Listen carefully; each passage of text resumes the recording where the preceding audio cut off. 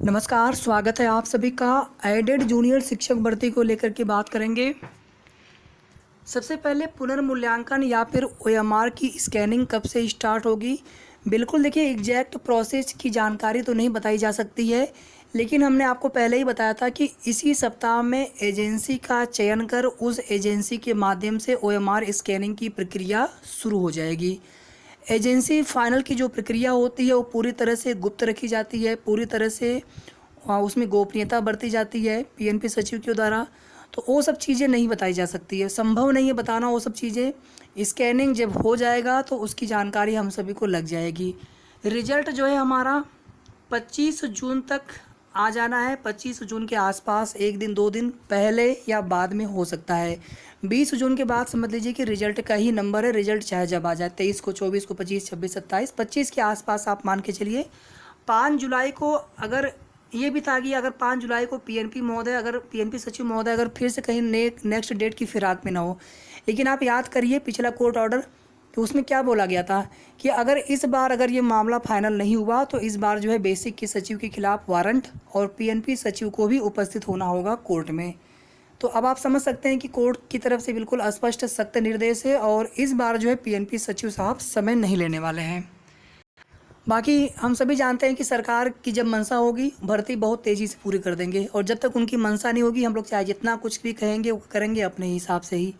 और यहाँ पर कोर्ट ऑर्डर था, कोर्ट में मैटर गया था और एक समय सीमा भी वहाँ पर निर्धारित की गई थी। 2 महीने का समय दिया गया था, जिसमें पहले काउंटर एफिडेविट, उसके बाद रीज्वाइंडर याची पक्ष की तरफ से। और अब आप जानते हैं कि पूरा परिणाम ही संशोधित हो रहा है और बहुत सारी विसंगतियाँ इस भर्ती में पाई गई हैं।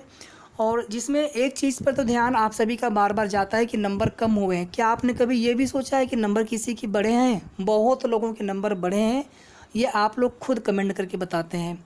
और एक दो नंबर की बात नहीं, ज़्यादा नंबर बढ़े हैं। तो अब आप समझ लीजिए कि एक तो चलिए किसी के नंबर बढ़ गए अपने से, उसमें उनकी कोई गलती नहीं है, हम किसी को भी यहाँ पर गलत नहीं कह सकते। जिनके नंबर कम हुए न जिनके नंबर बढ़े, हाँ गलत इसमें केवल वे लोग हैं जो इस भर्ती में फर्जी तरीके से या फर्जीवाड़ा वाले इसमें हो सकते हैं।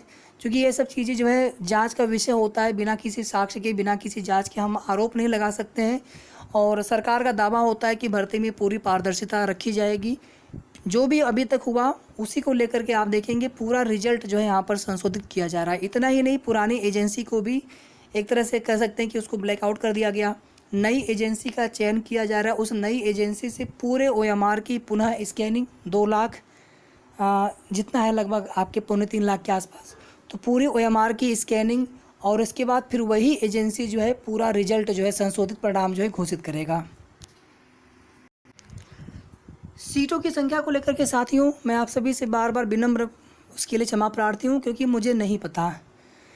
केवल ये इतना पता है कि विभाग के पास सीटें हैं, 6,000 7,000 तक सीटें हैं, लेकिन कितने सीटों पर भर्ती करेंगे ये नहीं पता।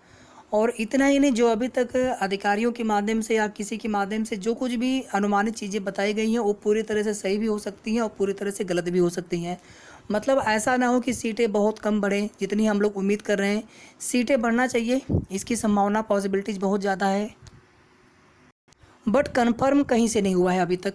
कोई भी कन्फर्म न्यूज़ नहीं है सीटों की संख्या में वृद्धि को लेकर के। आज मंत्री जी से मुलाकात करना था, मुलाकात उसमें जो कुछ भी अपडेट होगी वो आपको बाद में बताई जाएगी। तो फिलहाल इस वीडियो के माध्यम से इतना ही। वीडियो को आप लोग प्लीज़ लाइक और शेयर कर दिया करें।